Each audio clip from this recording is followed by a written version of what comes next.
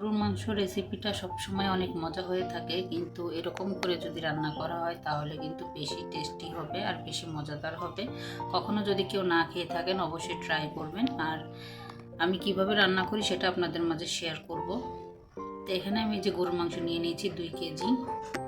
হাড়, চর্বি আর মাংস সবগুলোই আমি নিয়ে নিয়েছি। এই পর্যায়ে এসে যদি কেউ লাইক না দিয়ে থাকেন অবশ্যই মনে করে একটা লাইক দিয়ে দিবেন। আর আমার ভিডিওর কোনো অংশ যদি ভালো লেগে থাকে চাইলে আমার চ্যানেলটা সাবস্ক্রাইব করে আমার পাশে থেকে যেতে পারেন। আমি ব্লগ বয় সাথী, ঢাকা থেকে বলছি। তা আমি এখানে কিছু মশলা অ্যাড করব। তো এখানে নিয়ে নিলাম হলুদের গুঁড়া, 2 চা চামচ হলুদের গুঁড়া নিয়েছি, 1 টেবিল চামচ মরিচের গুঁড়া নিয়েছি, স্বাদ মতো লবণ দিয়ে দিলাম ধনিয়ার গুঁড়া 2 চা চামচ। এখানে মশলা দিয়ে দিলাম গরম মশলার গুঁড়া আর কি, এটা বিভিন্ন ধরনের মশলা একসঙ্গে অ্যাড করে আর কি আমি গুঁড়া করে রেখেছি, সেটা দিয়ে দিলাম একটু টেস্টিং সল্ট। এটা অপশনাল, কিন্তু আমরা মাংসতে খেয়ে থাকি, আমাদের কাছে ভালো লাগে তার জন্য। তা দিয়ে আমি কিন্তু ভালোভাবে সব কিছু মেখে নিচ্ছি। এখানে কিন্তু বাটা মশলা বা গোটা মশলা কোনো কিছুই কিন্তু এখানে অ্যাড করা হয়নি। তো ভালোভাবে কিন্তু আমি এই যে মেখে নিচ্ছি, আর মেখে নিয়ে কিন্তু রেখে দিতে হবে কিছুক্ষণের জন্য। হাতে যদি সময় না থাকে কমপক্ষে 15 মিনিট কিন্তু রাখতে হবে। তা আমি এখানে 1 ঘন্টার জন্য রেখে দিব। তা আমি ঢেকে রেখে দিলাম। তো 1 ঘন্টা পরেই ফিরে আসলাম। এখানে আমি কড়াইতে তেল বসিয়ে দিলাম, আর এখানে যে এলাচ, দারুচিনি, লবঙ্গ, তেজপাতা সবগুলো মশলা দিয়ে দিলাম। গোটা মশলাটা দিয়ে আমি হালকা একটু ভেজে নিলাম। নিয়ে এখানে আমি পেঁয়াজ কুচি দিয়ে দিলাম, আধা কাপ পেঁয়াজ কুচি দিয়ে আমি কিন্তু একটু ভেজে নিব। তা অতিরিক্ত ভাজার কোনো প্রয়োজন নেই, সামান্য একটু কালার চলে আসলে কিন্তু হয়ে যাবে।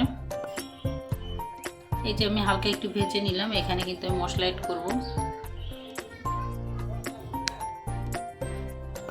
এই যে 3 টেবিল চামচ আমি মশলা অ্যাড করলাম। এখানে কিন্তু আদা, রসুন, জিরা সবগুলো একসঙ্গে নিয়ে আমি পেস্ট করে রেখেছি। তো এখন মশলাটা ভালোভাবে ভেজে নিয়েছি। ভেজে নেওয়ার পরে কিন্তু দিয়ে দিলাম একটা টমেটো, কেটে একটু বড় করেই কেটে দিয়েছি। টমেটোটাকে দিয়ে কিন্তু ভালোভাবে মশলার সঙ্গে আমি ভেজে টমেটোকে সিদ্ধ করে নিয়েছি। এখন আমি খুন্তি দিয়ে একটু চেপে চেপে ভেঙে নিচ্ছি। আর অবশ্যই টমেটোটা দেওয়ার চেষ্টা করবেন, খুবই মজা হয়ে থাকে। কিন্তু কেউ যদি টমেটো দিয়ে না খেয়ে থাকেন গরুর মাংস, তাহলে অবশ্যই ট্রাই করবেন। দেখুন আমি মশলাটাকে কিন্তু সুন্দরভাবে ভেজে নিয়েছি, তেল ভেসে উঠেছে। এখন কিন্তু আমি কোনো রকম পানি অ্যাড করলাম না। যে মাংসটাকে মেখে রেখেছিলাম সেই মাংসটাকে দিয়ে দিলাম। মাংসটাকে দিয়ে কিন্তু আমি তেলের ভিতর কিছুক্ষণের জন্য ভেজে নিব।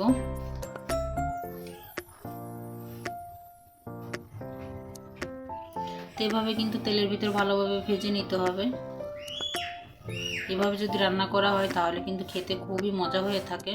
তা আমি প্রায় 2 থেকে 3 মিনিটের মতো ভেজে নিয়েছি। ভেজে নিয়ে এখন কিন্তু সেই বাটিটা ধুয়ে আর কি আমি একটু পানি দিয়ে দিলাম। অল্প একটু পানি দিয়েছি, বেশি না, 1 কাপের মতো পানি হবে। পানিটাকে দিয়ে কিন্তু নেড়ে চেড়ে আমি ঢেকে রান্না করে নিব কম জালে।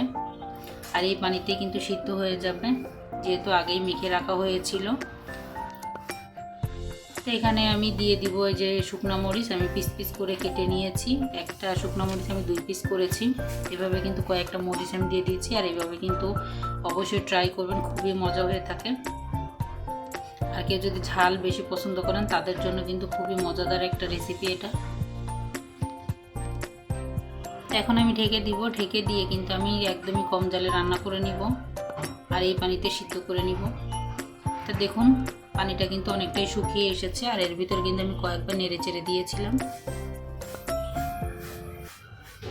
তো মাঝে মাঝে একটু নেড়ে চেড়ে দিতে হবে, না হলে কিন্তু নিচেরটা হবে ওর উপরেরটা কিন্তু শক্ত থেকে যাবে, মাংসটা ভালোভাবে সফট হবে না।